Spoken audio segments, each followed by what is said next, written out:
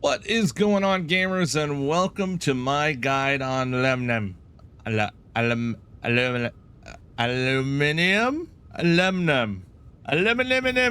Either way, in this video, I'm gonna show you how I came up with. Well, sorry, let me rephrase that.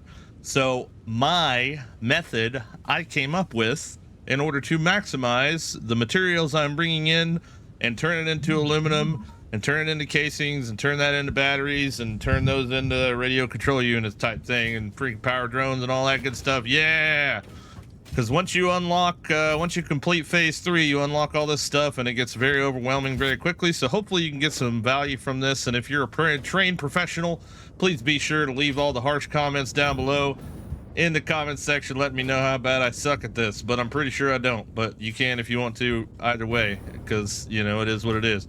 So you're gonna need a couple different things to get started here, and more or less you're going to pull up your alumina solution. You're gonna need bauxite and water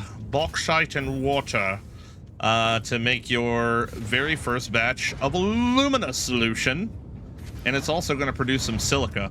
So what I've got going on here is I have apparently a shortage of bauxite. Maybe, yeah, it seems like I have a shortage of bauxite. Of course it would just start randomly going down as I'm making a tutorial video. Anyway, long story short, machines never work exactly the way that you plan them out to for some reason.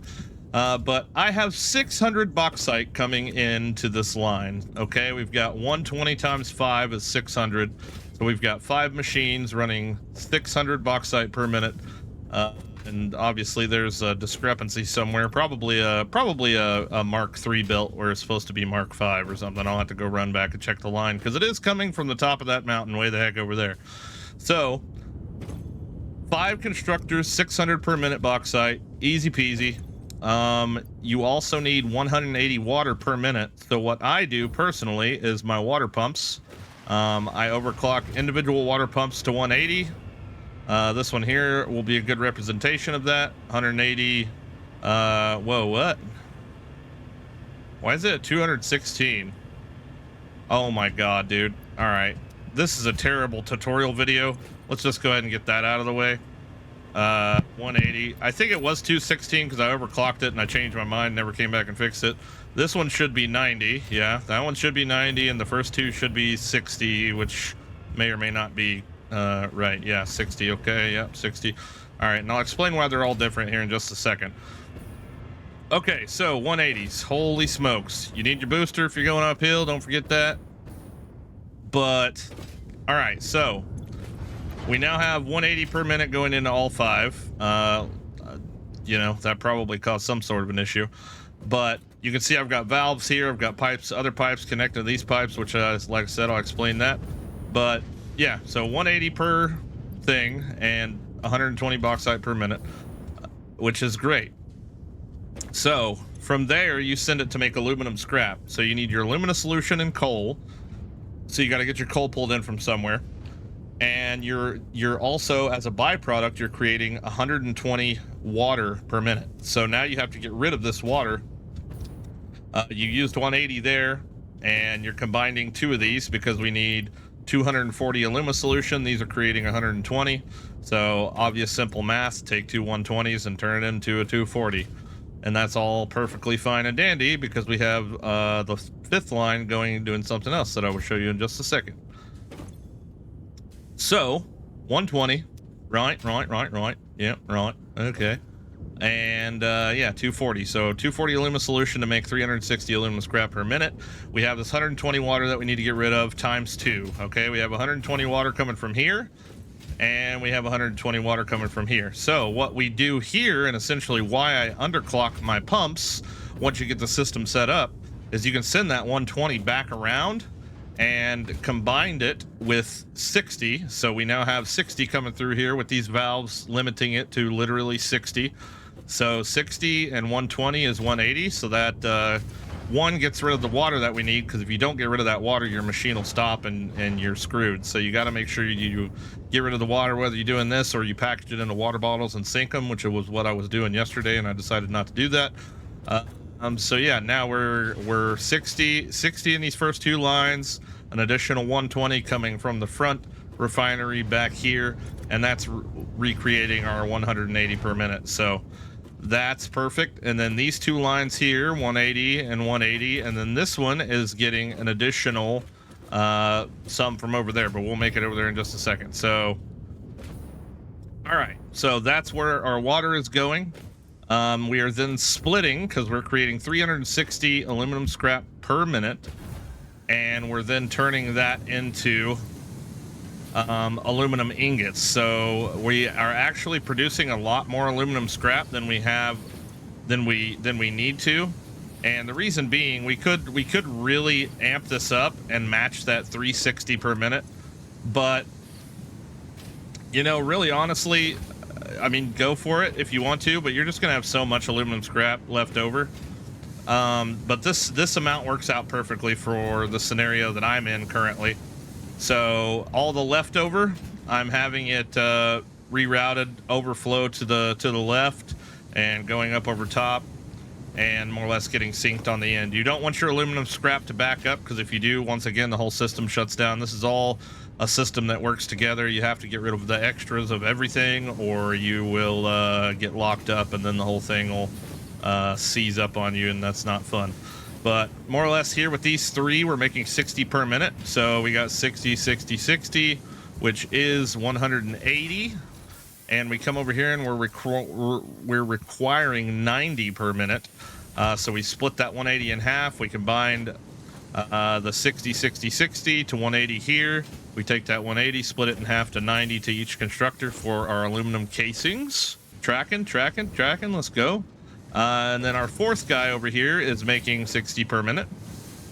And we only require 30 per minute for aluminum sheets. So we split that one line into two, which evenly distributes our 60 per minute to two 30s. And now we're making aluminum sheets, which allows us to make our MK5 belts. And then I just have this random, you know, copper thing going around the entire area here and dumping in here. This is actually a 750 per minute line, and we actually only need 20 per minute between the two machines, 10 per minute each. So I could reroute all this to make more casings faster, but honestly, I make so much casings right now that I can't even use them fast enough. So, and this is the only thing they're for, is for belts, as far as I know. But all right, anyway, so from here we're just going to just storage for casings, or for for sheets. And then once this fills up and there's leftover, we have to make sure we sync that, because if this line stops, then that line stops, and that line stops, and the whole thing stops. So you must sync all of your extra stuff, whether it's giving you tickets or not. Just get rid of it. Anyway, we come over here and we're making our casings. So we're making 60 per minute, and that's pumping them along this way. And you can see that we have overstock over here, once again, sending the overstock line into the sink. But what this is doing is we are going to be splitting up our production. So I believe we're making 120 per minute, I think is what both of those constructors are making cumulatively. Cumulatively, we are making 120 per minute. Yes. Okay, so the thought process here is we have 3 blenders and 2 manufacturers. I don't have these manufacturers hooked up yet. This is actually what we're going to do on the second half of this video, is get these crystal oscillator machines going and computer machines going in this areola somewhere. So if you want to watch that, stick around for that. But more or less, we have 30 apiece. So here's 60 of our 120. So we got 30 and 30, which will equal 60. And then we need an additional 60 on this side, because we need 20 per minute. So 20, 40, 60. So this covers our other 60 of the 120. So yeah, we pretty much split that this way. So we've got 30 going this way, 30 going that way, and 60 going that way. So yeah, and then it splits up 3 times to go in the top. And this also is where our last Illuma solution comes to, because we need 40 per minute, and we're creating 120 per minute with this, which, if you didn't know, 120 divided by 3 is 40 apiece. So we're getting exactly enough Illuma solution to make these batteries here. And I do also have a sulfur situation going on right here, sulfuric acid, that is being fed into the other side, and this is a lot of overkill. There's about, I think, 150 extra sulfuric acid that's being made here. I was having it bottled and synced, but there's no really need to, because this system doesn't stop working if it gets full. So I got rid of the sinks because I need the plastic to make something other than plastic bottles. So as you can see here, we're pumping out batteries perfectly, nicely. Sulfuric acid's full, luminous solution's full, casings are full, and we're just generating batteries for our newly acquired drones. I do have kind of an overfill here just to make sure that we never run out of fuel for our drone over there. And once again, the additional extra is getting synced, because if this gets clogged up, then that refinery gets clogged up, which means we don't get enough silica. Oh, and that's another thing too, is I forgot to add in the fact that there's silica requirements. So we're making 50 silica, so 50, 100, 150, 250. So we're making 250 silica, but we need, between these 4 foundries, 75, 150, 300. So we're making 250 silica off of the byproduct of that. We require 300. So over here, I have some quartz shards being made. The drones are bringing quartz to me. That's pretty much what their job is. And I'm having that additional extra 50 being made here. It goes underground and joins with the rest of the silica down here. And the rest of our silica, yeah, down here gets just divvied out. So that equals our 300 bus. So that's pretty much my most optimized version of the materials I have coming in and how to utilize them to the maximum. And if you want the Timmy way, the see-through way here, that's how you do it. 5 refineries, 2 refineries, split that into 4 foundries, 2 constructors, 2 assemblers, split all that up. Then you go to a manufacturer, 2 manufacturers, and 3 blenders, and then you're making batteries. And then you'll be making radio control units here. Once we get the stuff that we need, our crystal oscillators are going to be being made right here. Once I get my reinforced plates, I got to get reinforced plates here. We've already got cable and quartz, so we just need the reinforced plates, which I have to make way over there and bring way over here. But yeah, so we're going to go ahead and get into that part of the video. Hopefully you got some value from the aluminum part, and if you didn't, or if you just want to tell me I'm doing it incorrectly, or maybe there's a way I could do it better, feel free. Let me know. I like that. I take that constructive criticism. I will take it all day long. Let's go ahead and get the remainder of these put together so we can make our control units. You know what I just realized is this project's going to be a big pain, and it's going to be the next video. So yeah, this video is just going to be aluminum guide. So if you want to see the part where I take all this all the way over there, that will be in the next video. Just makes more sense to separate them out.